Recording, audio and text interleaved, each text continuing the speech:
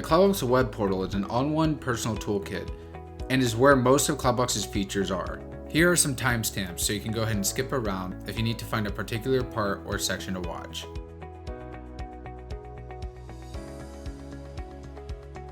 In the dashboard, let's start off with the KPIs. You can click on them to see how that works. Learn more about each KPI card by reading the text guide at the bottom of this tutorial page.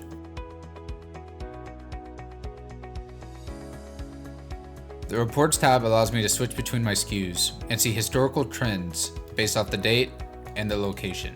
I can switch between unit mode and weight mode to see exactly what their weight was or where their units were at.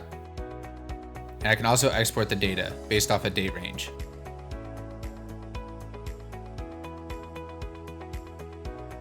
The containers are all my Cloudbox smart containers that have currently been set up. From here, I can set alerts. This is where I can set weight alert thresholds so that if it exceeds or goes below these levels, I'll get a notification. I also have the unit alerts.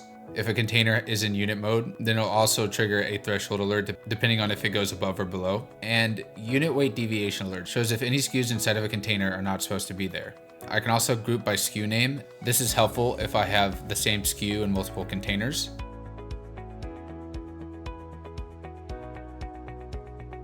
In the inventory tab, this shows you all my current SKUs.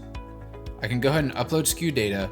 From here, this will allow you to upload all your inventory and SKUs, so that way when you set up a container, it can automatically be found and make the setup process easier. You can go ahead and download a CSV template, which shows all the column headers and what they do, so that way you can go ahead and upload it yourself directly to Cloudbox.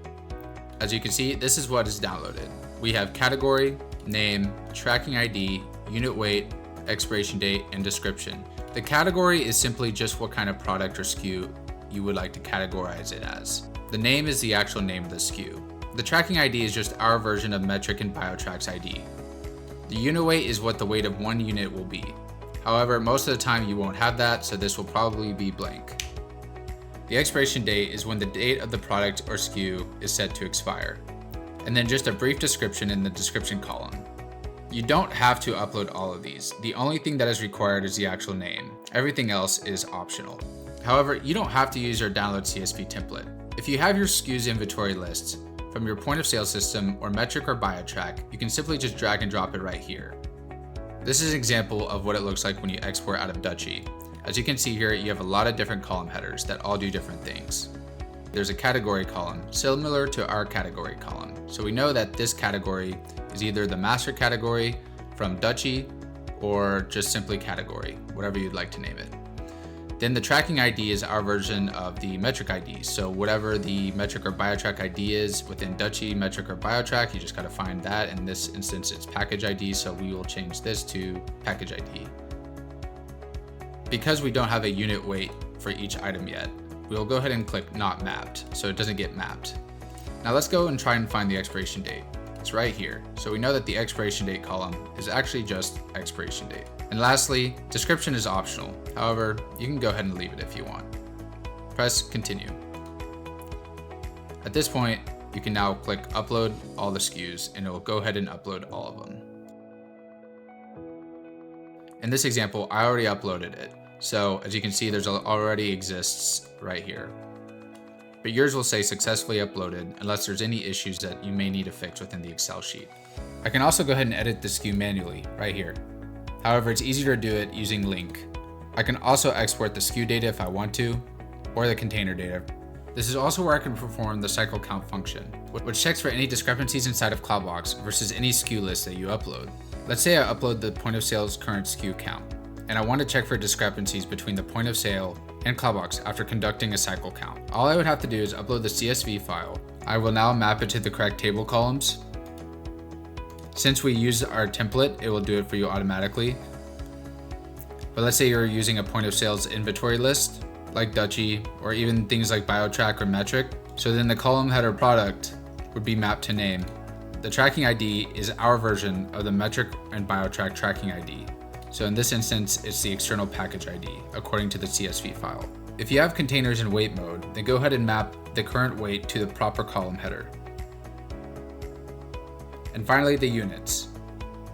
If you have some kind of discrepancy tolerance, and you want Cloudbox to avoid finding that discrepancy based off a percentage threshold that you give it, then you can go ahead and set it at this time. So for example, you exported a CSV list that had 20 units in it and you set this to 10%, then it would only find discrepancies if it had more than 2 units off. Now let's start. There are 2 discrepancies that are shown right here, which now allows me to reconcile the discrepancies. I can also go ahead and export it or start a new count.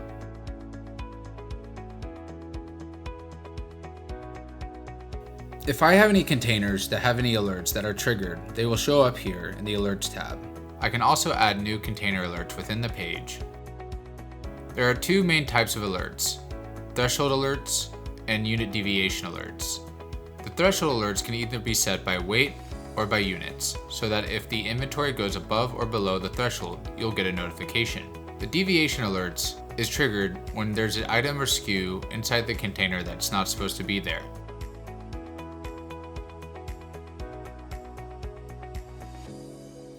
The Rooms tab allows you to see all the rooms that are currently set up. Rooms allows you to know where your inventory is within the facility after completing a cycle count. There is a big distinction between location and placement. Think of location as the building itself or the store where the items are located. For example, John Smith's grocery store. Think of placement of where that inventory is within the building. For example, storage room A, the vault, front of retail, warehouse rack B.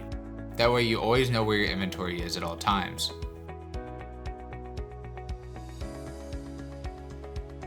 The Users tab allows you to invite users based off certain groups and permissions and give them a Cloudbox account. Depending on your plan, you may be limited to the amount of users that you can invite. Before you invite a user, create some roles. You can call this role whatever you like. At this point, you can assign certain roles and permissions to this role. So for this instance, we'll go ahead and give them the administrator role. That way they have access to everything.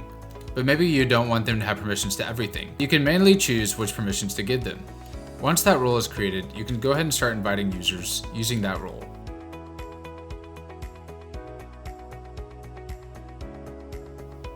The settings allows you to enable your BioTrack or metric integration.